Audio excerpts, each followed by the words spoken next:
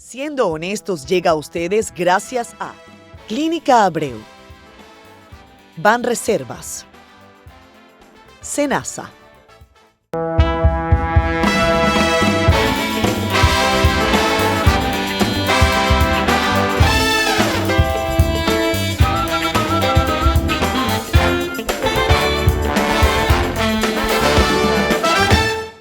Amigos, muy buenas noches. Esto es Siendo Honestos. Gracias por estar con nosotros una vez más, tanto en CDN Canal 37 como también en nuestro canal de YouTube. Siendo Honestos, vayan, aprovechen y suscríbanse, denle a la campanita, háganos sus comentarios y estén atentos porque yo creo que hoy vale la pena que pongamos honestómetro.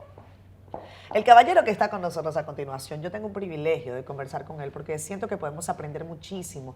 Y este espacio es para entretenernos, pasarla bien, pero también para aprender. Él es Pavel Isa Contreras. ¿Cómo está usted? Muy bien, muchísimas gracias por tenerme. Muchas gracias por tenerme acá. No, el gusto es todo nuestro. Ministro de Economía, Planificación y Desarrollo.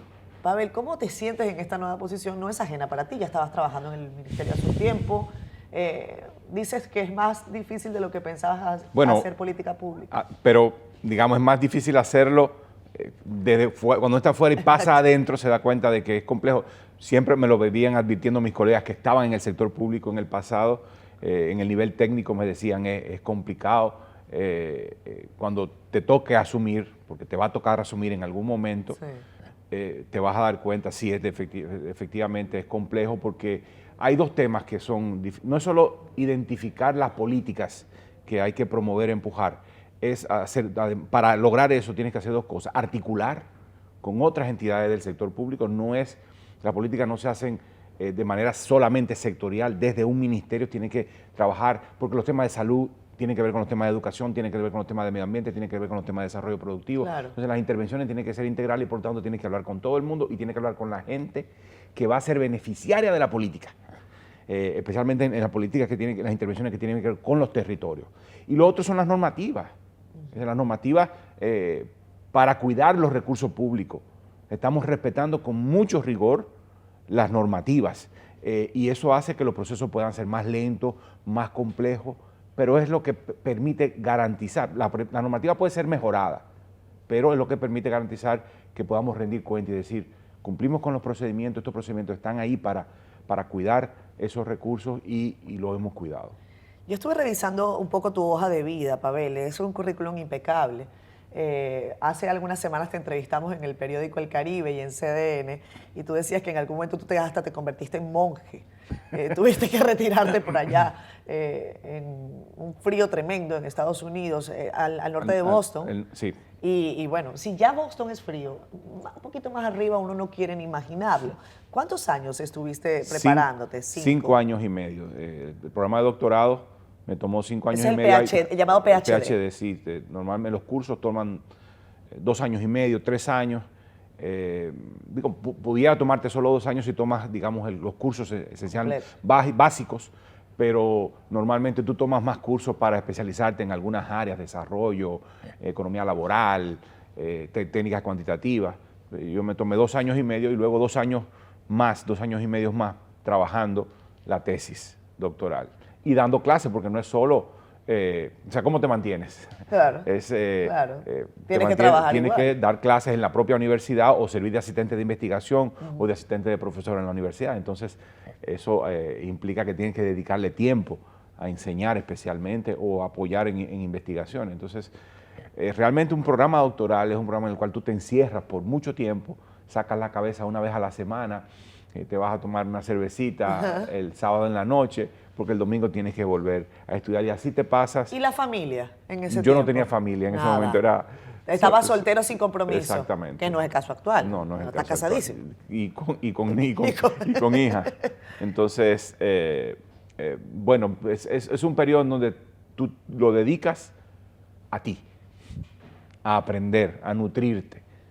Un periodo muy especial, muy rico, en donde, digamos, tú sientes que te mueves hasta el límite de los conocimientos en las áreas de tu especialización. O sea, no significa que tú vayas a trabajar todas esas áreas, claro, pero tú sabes a dónde termina, digamos, el conocimiento en un momento determinado. ¿Cuántos de tus colegas son hoy ministros?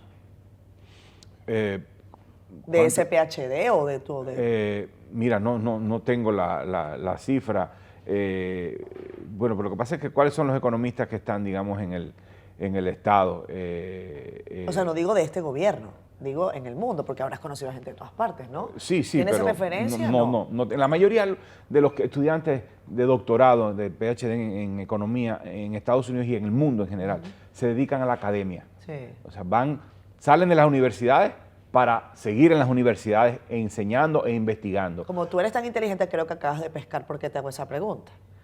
La pregunta que venía era precisamente si... Pocos pasan a la administración pública. A la gestión a la política pública. ¿Eso estaba en tu mente?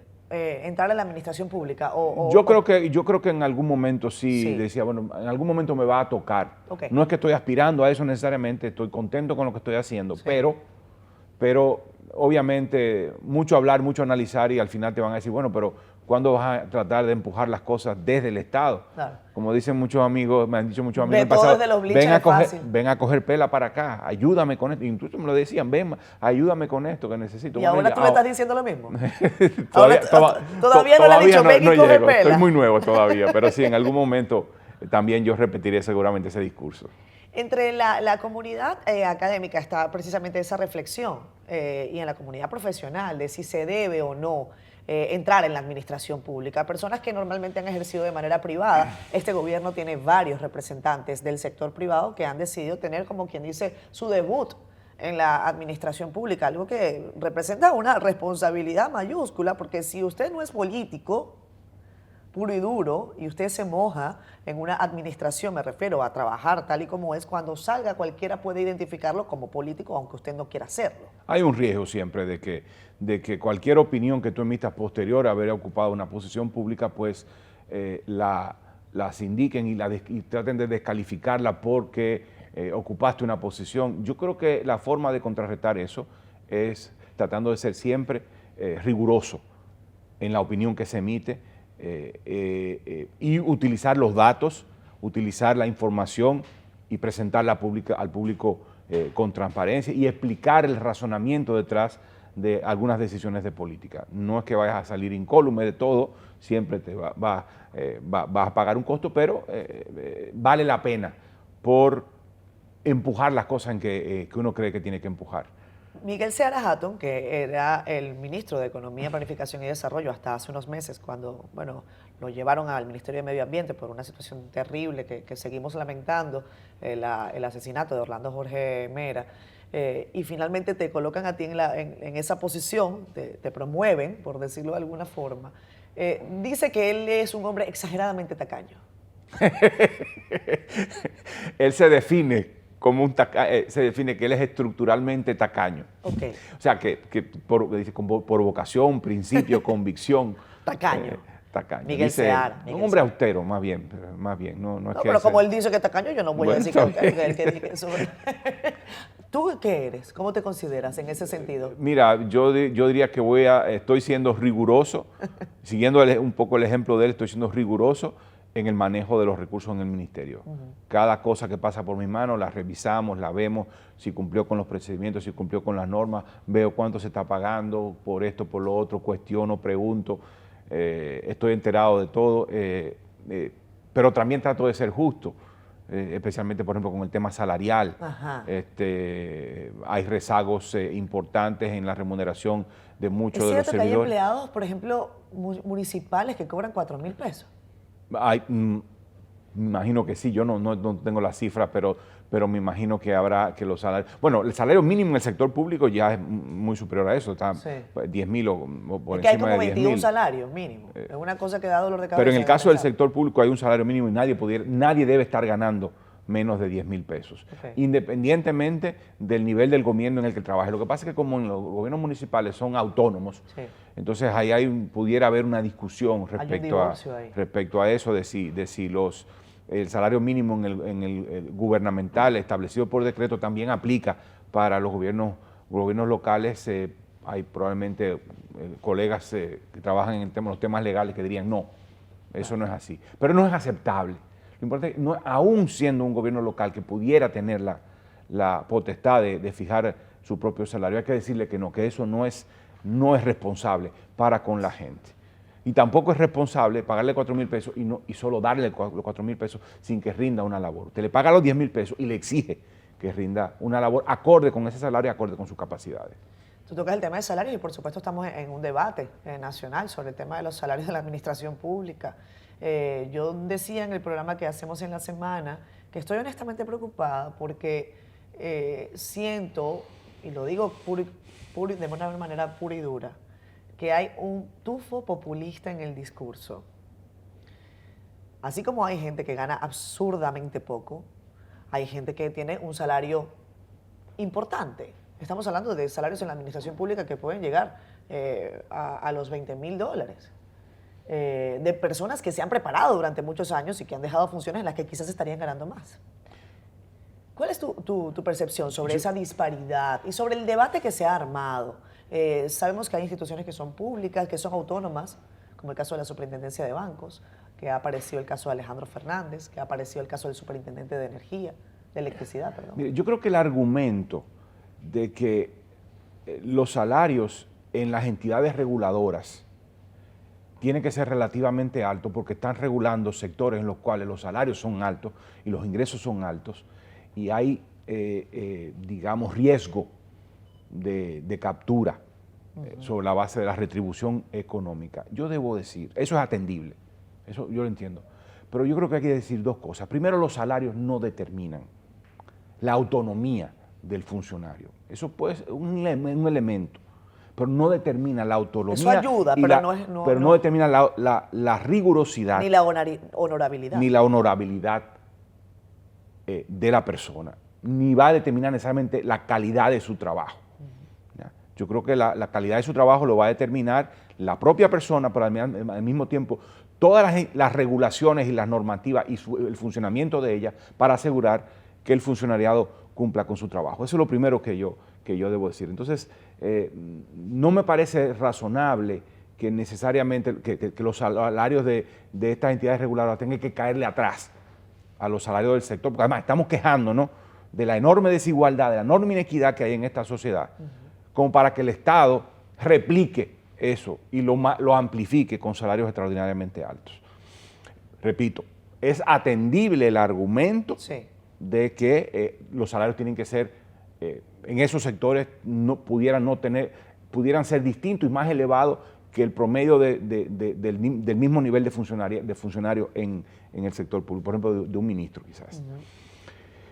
Ahora bien, también hay que ser prudente, Catherine. O sea, en una situación como esta causa mucha irritación. Y yo creo que todos estos temas deben de manejarse con tacto, con cuidado, con prudencia. ¿Y qué crees que pasó? ¿Crees que fue eso, que fue descuido, que fue...? Creo que aparentemente hubo inobservancia, descuido. Yo no conozco el detalle. Entiendo. Es posible que muchos de estos ajustes hayan sido de manera relativamente automática y que no se le haya prestado atención y pararlo en un momento determinado a la espera de un entorno menos difícil para eso. Pero yo entiendo la queja y la preocupación. Claro, por supuesto, en medio de la queja se cuela de todo, hasta estos reclamos que al final son, digamos, de tipo político y demás. Bueno, pero eso es normal. Pero yo creo que el funcionario tiene que ser sensible a este tipo de preocupación y manejarse con más prudencia. Yo creo que la prudencia no tuvo el sitial que debió tener en este momento. ¿Un funcionario puede decir, no me aumenten? Yo creo que sí, que los consejos pueden tomar decisiones sobre eso. Okay. Habría que ver el detalle de la normativa de cada una de las entidades reguladoras, pero puede perfectamente. Yo tengo la impresión de que puede perfectamente decirlo. ¿Tú lo dirías? En el caso del ministerio, te correspondería. Sí, claro que sí. Tú dirías, no me aumenten. No, claro que sí. Pero en el caso de los ministerios es más claro. Sí. El poder del ministro, de la ministra, es claro decir, no hay aumento, ni para mí, ni para cierto nivel de función, ni para el resto del ministerio. O para unos sí, para otros no. Eso sí cae dentro del ámbito claramente de discrecionalidad del funcionario. En el caso de las entidades reguladoras, normalmente tienen un consejo y es el consejo el que decide, pero la incumbente puede ir al consejo y decir, propongo esto, tomemos decisiones al respecto. ¿Esos aumentos no estaban en el presupuesto?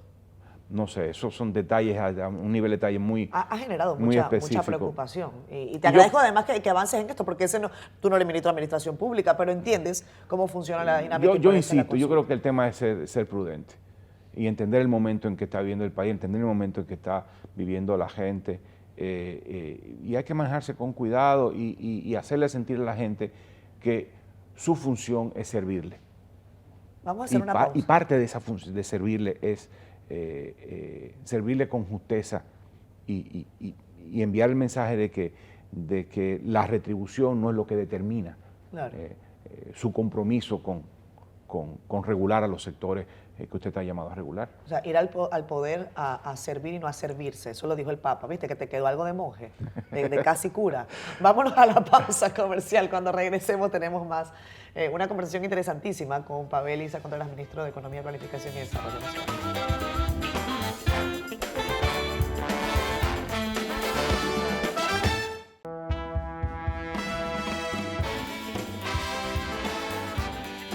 Regresamos con más. Esto es Siendo Honesto. Soy con Pavel Isa Contreras, ministro de Economía, Planificación y Desarrollo. Le ha correspondido además llevar adelante una administración en un momento de gravísima crisis económica a nivel mundial por la que estamos atravesando. Ahora se ha agregado otro componente. Pavel, algo que no veíamos venir. Tenemos ahora tensiones entre Estados Unidos y China por decisiones acertadas o no, por compromisos acertados o no, por algunos que piensan que hay una intención desestabilizadora. ¿Cómo van las cosas en la República Dominicana, siendo honestos? Siendo honestos, los números agregados de la economía están bastante buenos. Vamos a terminar creciendo hasta ahora. Las proyecciones son que continuamos por la senda del crecimiento del 5% hasta final de año. En este momento tenemos un ritmo incluso superior a eso. Se van a revisar las proyecciones, estamos en este proceso de revisar las proyecciones, pero probablemente no va a haber muchos cambios en esa, como el resultado de la revisión de las cifras. Ministerio de Economía, Ministerio de Hacienda y Banco Central, que trabajan juntos para hacer las estimaciones. El empleo se está recuperando de una manera rápida. Ya tenemos más empleos totales que lo que teníamos en el periodo antes de la pandemia. 4.7 millones de personas, más de 4.7 millones de personas ocupadas. Tenemos también... Ocupadas, que no quiere decir que están en el sector formal. No, ocupadas. Que están haciendo algo, pero no que necesariamente es trabajo. Ya voy a hablarte un poquito de eso, porque esto es lo bueno, pero tenemos todo. Entonces, digamos, lo bueno es esto, que tenemos una recuperación de la actividad económica. El turismo está por las nubes, está volando, las remesas también continúan llegando, aunque se están moderando respecto al nivel que vimos antes durante la parte más crítica de la pandemia. Las exportaciones están creciendo de manera muy significativa porque el entorno internacional está ayudando, entre otras razones. La inversión extranjera directa es fuerte. Las reservas internacionales del Banco Central alcanzan un nivel histórico, 14.000 millones de dólares, o sea, que eso garantiza una estabilidad cambiaria significativa. O sea, yo creo que estamos, en ese sentido, en términos agregados, estamos bien. Ahora, ¿cuáles son, digamos, los problemas? Bueno, aunque tenemos 4.7 millones de personas ocupadas, la proporción de la población ocupada en actividades informales, que suelen ser precarias, es mayor que en el pasado. Mientras normalmente andábamos por 54-55% del total de ocupados en el sector informal, ahora estamos en 58%.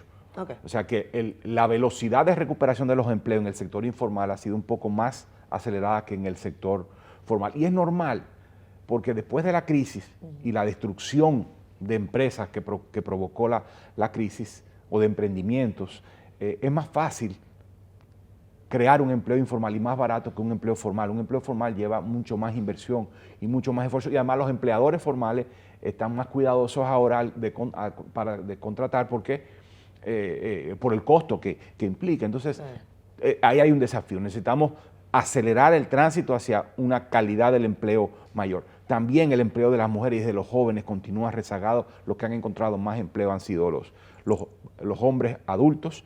Pero además está toda la agenda de desarrollo. Es decir, después de la recuperación, o digamos, estamos en el periodo pospandémico, ¿ya? Con los efectos todavía que se sienten, pero ahora tenemos menos de 2 años después de del arranque de la COVID-19 en el país. Lo que tenemos ahora es la crisis internacional de precios, los aumentos en los precios internacionales. Pero bueno, tenemos que retomar la agenda de desarrollo. Digamos, ya lo peor pasó. Ahora nos enfrentamos a precios internacionales muy altos, pero no podemos seguir posponiendo la agenda de desarrollo. ¿Qué significa eso? Traducir crecimiento económico en bienestar para la gente, en calidad de vida. Y esa es la misión que tenemos en el Ministerio y la misión que se ha planteado el gobierno. Transformar crecimiento en mejor calidad de vida. No es solo crecer, es crecer para que la gente se beneficie. Y eso se logra a través de dos maneras. Uno, el mercado de trabajo, el empleo. Que se creen más empleos, pero que sean empleos de cada vez más calidad. Y eso significa transformar el aparato productivo. Que las empresas que se creen empleo de más calidad. Por lo tanto, tienen que tener un nivel tecnológico superior al que tienen en este momento. Las pequeñas que se transformen las micros se transformen en pequeñas, las pequeñas en medianas, las medianas en grandes, y a todo lo largo de esa línea de tamaño, que sean empresas de más capacidades tecnológicas, pero tienen que proveer fuerza de trabajo de más calidad, también tiene que dar más educación, claro, para que las empresas demanden más, pero encuentren la fuerza de trabajo calificada. Entonces tiene que hacer un esfuerzo grande en materia de educación, ¿no? Digamos, eso es la dinámica del mercado de trabajo, pero luego están los servicios públicos. Digamos que ha sido uno de los grandes ausentes en estos procesos de décadas de crecimiento económico significativo. Sí, la calidad de los servicios públicos deja mucho que desear, calidad y cobertura en agua, en calidad de la energía, en calidad de agua. Entonces, todo el esfuerzo tiene que dirigirse hacia, con lo poco que tenemos, que no es mucho, porque además el pastel fiscal es muy estrecho, muy pequeño, no da para todo. Pero eso que tenemos que invertirlo bien y dirigir los recursos públicos hacia donde haya resultados concretos en calidad de vida. Y por eso el gobierno se está moviendo la inversión pública se está moviendo hacia dos grandes temas, sin descuidar los otros, sin abandonar los otros. Agua, sí, por el efecto que tiene eso en toda la población, agua potable y saneamiento. Y segundo, vivienda. Digamos, dos temas que tradicionalmente habían sido relegados en la inversión pública. Esto se está poniendo mucho énfasis en eso. Y salud, obviamente. El tema de la salud sigue siendo importante. Construyendo infraestructura, nuevas infraestructuras de salud, nuevos hospitales, nuevas unidades de atención primaria, pero claro, también está todo el tema de la calidad de la atención, igual que está el tema de la calidad en educación. O sea, ahí es que estamos poniendo todos los cañones, ahora que, digamos, estamos en el periodo pospandémico. ¿Tú crees que ha pasado ya lo peor de la crisis económica? O sea, ya hemos recibido todos los impactos. La gente, sí, cuando tú le preguntas a la gente en la calle, la gente está incómoda, la gente dice todo está caro, no me alcanza la plata, hago el mercado ahora y la semana que viene voy, los chelitos no me rinden, antes llegaba con 4 fundas y ahora llego con una. Mira, ¿qué es lo que está pasando? El empleo se ha recuperado, los hogares tienen más ingresos, sin duda frente a la situación previa, pero la inflación se está comiendo parte de los beneficios que ha generado la recuperación económica. La inflación debe ser el bicho más malo que hay en el mundo. Yo me lo imagino como un mostrico. ¿Ah? Sí, pues se come la capacidad de compra de la gente. Sí. ¿No? Y hasta la capacidad de compra del propio Estado, porque las obras de infraestructura, el crecimiento, o sea, los precios se han disparado y los contratistas no quieren cubicar y tienen las obras paradas porque no rinden, si se embarcan, claro, van a cubicar y van a recibir dinero menos de lo que le costó hacer la etapa de la obra que le corresponde. Entonces, por eso, o sea, que no solamente está impactando el bolsillo de la gente, sino que también está impactando los programas de desarrollo. Las finanzas públicas las impacta, aunque las recaudaciones suben, sí, porque los precios suben, el ITEVI se cobra más en ITEVI, también es cierto que los costos de operar en el Estado suben. Pero te hago la pregunta fácil, porque no quiero salirme de ahí para que la gente se lleve una idea general. Es eso. Normalmente lo que estamos diciendo es que la economía en líneas generales está en esta etapa permanentemente como el Waze, recalculando. Sí, Exactamente. Entonces, en ese recálculo, ¿cómo estamos? ¿Cuándo es que ese Waze dice, ha llegado a su destino? Yo creo que en este momento no vamos a... La impresión, hay mucha incertidumbre todavía, sí, pero la impresión que uno tiene es que la inflación llegó a una meseta. Tenemos 8.9. No, llegó a una meseta ya no está subiendo, de hecho parece que está declinando y es probable que en los próximos meses veamos un declive de la inflación. Eso no significa que los precios van a bajar, no es el mensaje, ¿no? Sí. Es que el incremento en los precios va, va a continuar una tendencia hacia el declive y va a colocarse en línea con lo que ha sido la inflación histórica del país y en el mundo. Hay varios factores que están influyendo en eso. Uno es que las políticas monetarias. Sí. Los países están elevando las tasas de interés. ¿Te sorprendió que el Banco Central...? No me sorprendió. Me sorprendió que me pareció mucho, digamos, en principio mucho, pero, sí. pero bueno. Hay muchos economistas que se sorprendieron, dijeron, no esperábamos eso. Yo esperaba un aumento, pero no aumento de 50 puntos básicos, esperaba la mitad. Punto 25. Digamos, pero de todas maneras, el Banco Central lo que esté cuidando, que no haya una gran diferencial entre tasas de interés en Estados Unidos y en la República Dominicana para que los capitales no salgan y no haya una presión sobre el mercado cambiario. Entonces, hay que cuidar el dólar. Hay que cuidar el dólar. Yo creo que esa es la postura. Okay. Pero al mismo tiempo, como hay miedo de recesión, como hay miedo y hay de hecho una disminución en el nivel de actividad económica, entonces la demanda de los commodities, de las materias primas, de los cereales, el petróleo, de las grasas comestibles, los minerales, está cayendo. La gente dice, bueno, yo no sé si voy a poder vender en el futuro o voy a poder vender el mismo volumen que yo esperaba vender antes. ¿Qué hago? Compro menos. Y al comprar menos, toda la demanda mundial se cae, se reduce, y eso hace que los precios bajen. Entonces estamos viendo caída en los precios en el precio de los cereales, de las grasas comestibles, del petróleo, ¿ya? Pero tú dices, los precios no van a bajar, probablemente se van a quedar allí, antes de irnos a la pausa. Habrá que ajustar. ¿Y cuándo es que los sueldos van a subir? Esa es la pregunta al millón. Habrá que... Mira, por ahí el gordito, mi camarógrafo, que yo quiero tanto así que... Habrá que hacer un nuevo ajuste de salarios mínimos en un momento determinado. Yo no quiero hablar por mis colegas que tienen, digamos, la rectoría en ese ámbito. Pero hay que ajustar. Pero habrá que hacer un nuevo ajuste. Tuvimos un ajuste muy significativo a mediados del año pasado y este año combinado. Estamos hablando del ajuste de salarios más significativo que ha habido en muchísimo tiempo. Por supuesto, contrarrestando una inflación y una situación económica de presión mucho más significativa de la que hemos visto en los últimos años. Ya pasamos un periodo de vacas gordas. Y aún en un contexto de vacas flacas, bueno, hubo un aumento significativo de los salarios, pero habrá que hacer un nuevo ajuste para recuperar la capacidad de compra de la gente y que esa capacidad de compra de la gente ayude a continuar activando la economía satisfaciendo necesidades básicas. Bueno, vamos a irnos a una pausa. Ahí está el panorama según Pavel. Isa Contreras es el ministro de Economía, el hombre que es casi el meme. Ustedes saben el meme de la mujer que tiene los numeritos, el más menos. Jenny lo va a poner aquí en edición. Hagan un meme con Pavel, también sacando más números que ya saben ustedes. Ya vayan.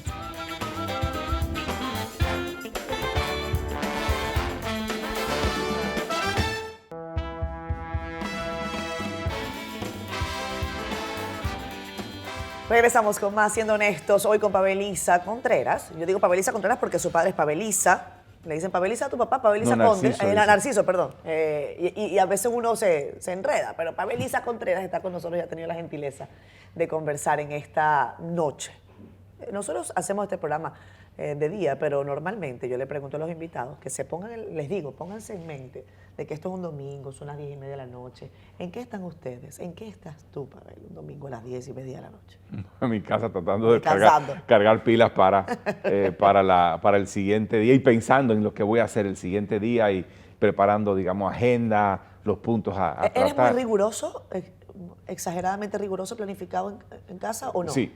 Soy bastante ordenado, trato de ser bastante ordenado, cuidadoso, tener todos los puntos marcados, la libreta llena, tenemos que hacer esto, tenemos que hacer lo otro, y darle seguimiento. Estamos hablando de un equipo en el ministerio de 1.000 personas, más o menos, un ministerio pequeño, pero estamos hablando de 1.000 personas, pero estamos hablando de 5 viceministerios, y cada viceministerio tiene 2, 3 direcciones, y cada dirección pues tiene una tarea que hacer, entonces hay que empujar porque cada dirección cumpla con su rol. Por suerte cuento con un equipo extraordinario de gente en el ministerio, o sea, logramos conformar un equipo directivo de muy alto nivel, pero hay que trabajar, y además trabajar con el resto del sector público, porque trabajar con el equipo bueno va a dar un buen resultado, pero también hay que trabajar con todo el sector público empujando la agenda de articulación, de planificación, porque nuestra misión es darle calidad a la política pública. Esa es la misión. El Ministerio de Economía no pone inyecciones,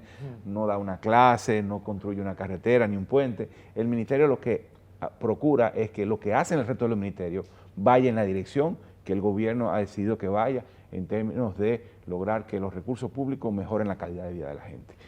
Yo te preguntaba el tema de la planificación en tu casa. Por ejemplo, ¿tú haces mercado? Sí. ¿Lo haces tú? Yo soy el que lo hago. Y me consta, porque antes de que empezáramos el programa me estaba hablando de los productos que él está encontrando en el súper. Y eso solamente lo sabe el que va al súper. Pero tenía que preguntárselo para que ustedes supieran. ¿Prefieres el mercado regular o el supermercado? Por conveniencia termino yendo al súper. Preferiría ir al mercado agropecuario, por ejemplo, ahí en la feria ganadera. Exacto. Y además circular por todo, ver todos los olores, Eso es sentir los fantástico. olores, comprar, hablar, eso, pero es más complicado. El supermercado es más expedito, entonces por conveniencia, pero quizás por lo menos una vez al mes uno debería decir, no, esta semana no voy a ir al supermercado con aire acondicionado y pasearme con el carrito, sino ir al mercado y tener esa experiencia. Es bueno humanizar a los funcionarios, me gusta que sea así. Y que hablemos también un poco de tu historia, Pavel. Tu padre es un histórico dirigente de la izquierda de la República Dominicana.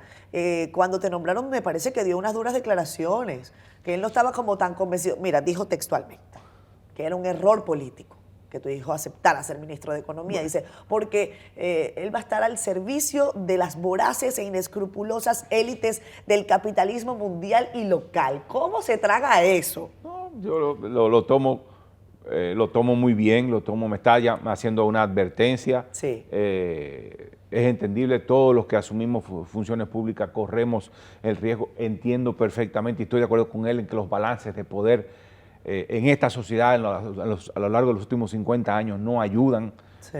De hecho, el propio programa de gobierno y el propio plan plurianual del sector público habla de eso y dice, hay un balance de poder que hay que transformar, hay que empoderar a la gente y la sociedad se está empoderando. Cuando hablábamos de los salarios, del funcionario se criticaba eso. Bueno, es porque la ciudadanía... El funcionario que se está subiendo, que no se está subiendo el sueldo. El funcionario que ha recibido aumentos salariales. Exacto. Esa presión resulta de que la gente se siente empoderada. Y me parece sumamente positivo que la gente se sienta empoderada y que reclame y que demande y que exija, especialmente, yo debo decir, que la gente tiene derecho, que demande que el Estado reaccione, actúe para que la gente pueda ejercer derechos fundamentales, derechos básicos.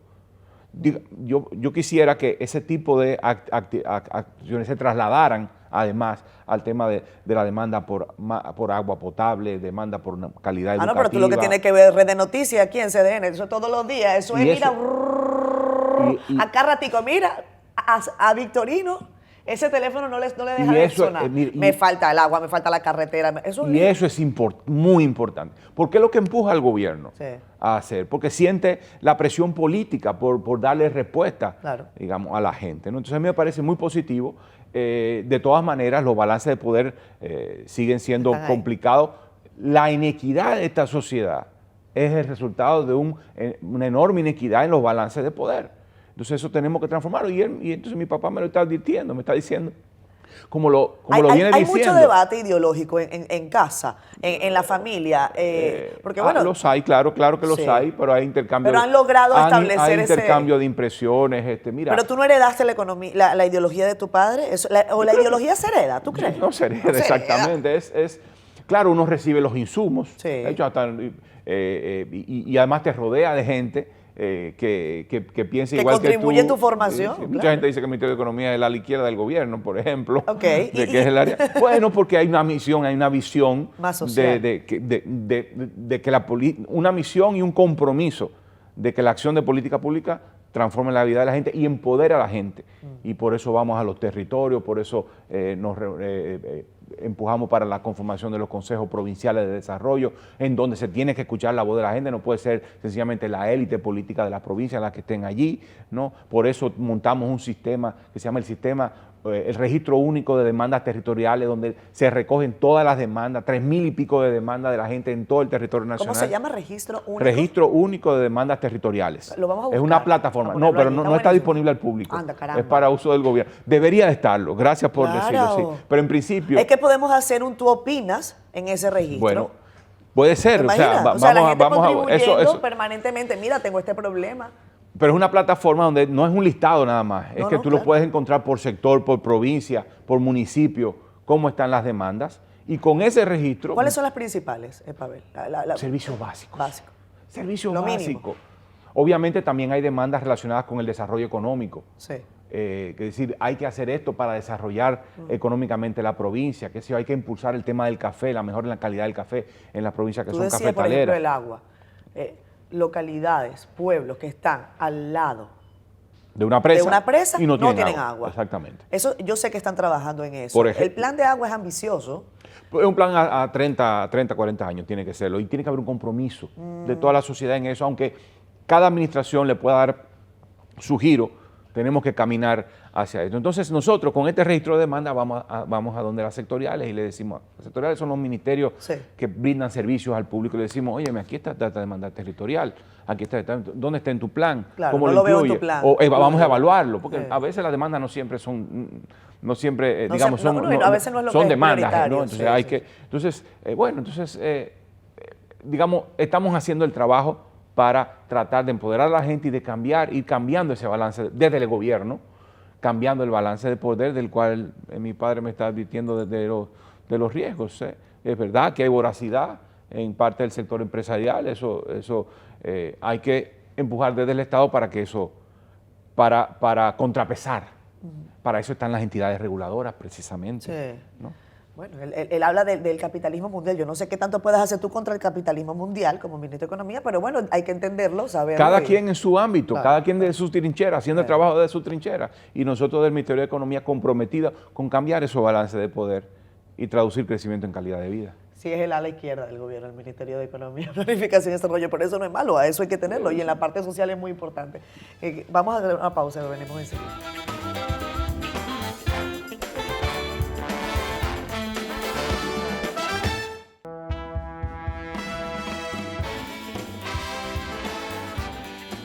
Regresamos con más, siendo honestos, soy con Pavel Isa Contreras. Gracias, ministro, por su tiempo. Sé que tiene muchísimas cosas que hacer. Me gusta, como le decía, tratar de humanizar a quienes nos acompañan en este espacio. Me dice que usted un domingo a las 10:30 de la noche, 11 de la noche, ya usted está planificando algunas cosas en su casa, pensando qué es lo que va a ocurrir en la semana. ¿Cómo se relaja usted? ¿Cómo descansa usted con su familia? ¿Cuál es el plan? Trato de hacer ejercicio, trato de juntarme con la familia. Me gusta mucho la playa, el mar. ¿Ah, sí? A veces no puedo, pero trato de ir al mar, siempre cerca de la ciudad. Leo. Tomo ratos para leer un poco. Veo mucho también películas.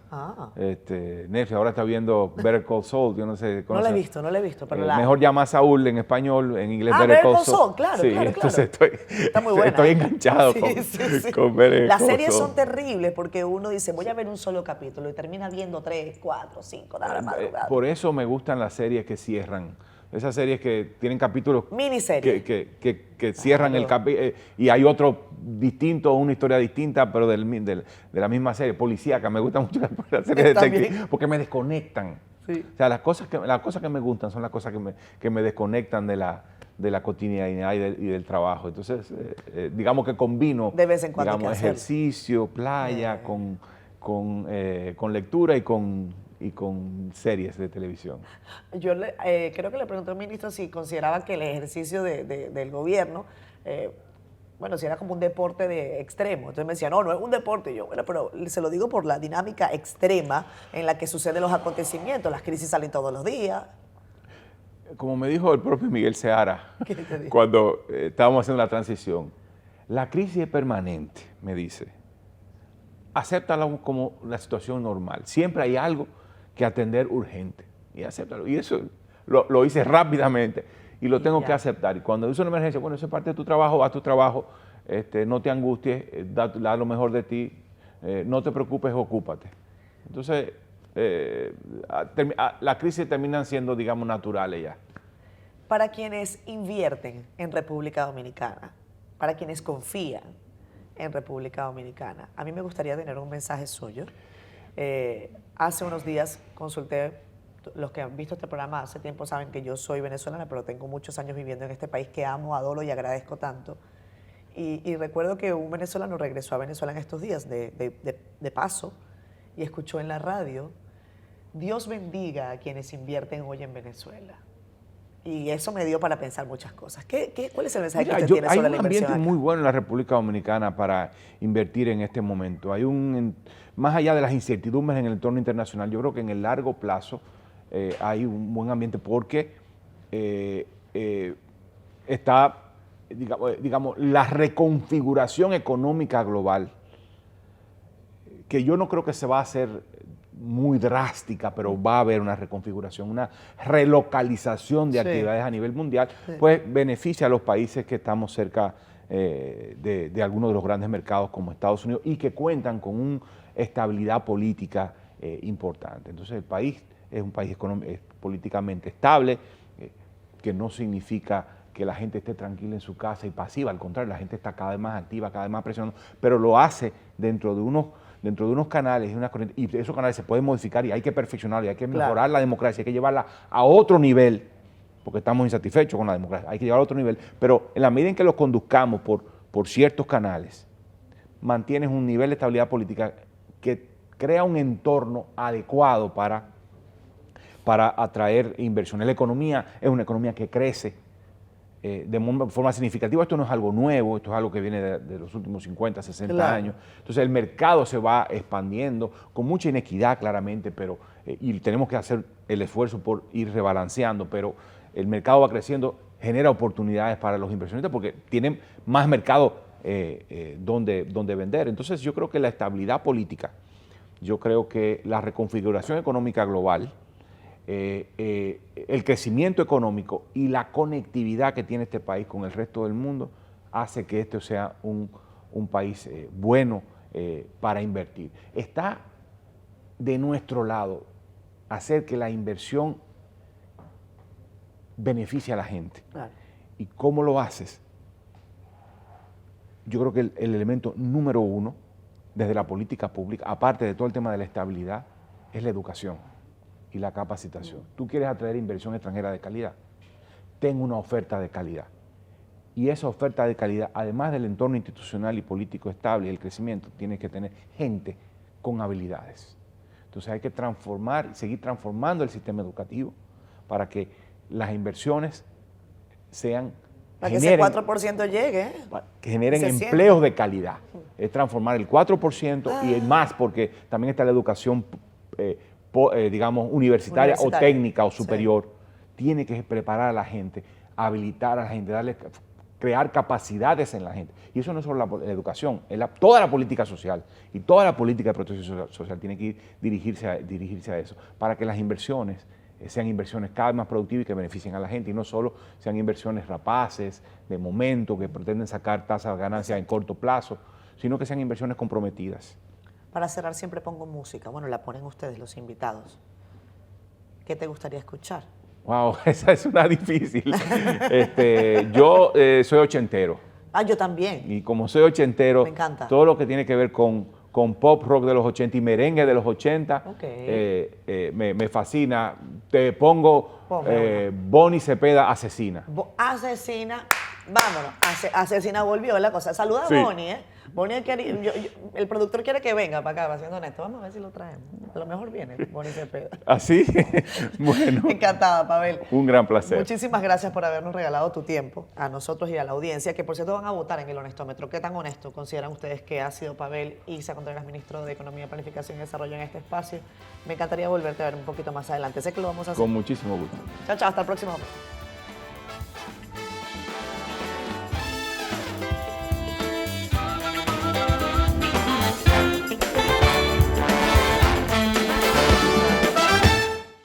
Este programa llegó a ustedes gracias a Clínica Abreu, Banreservas, Senasa.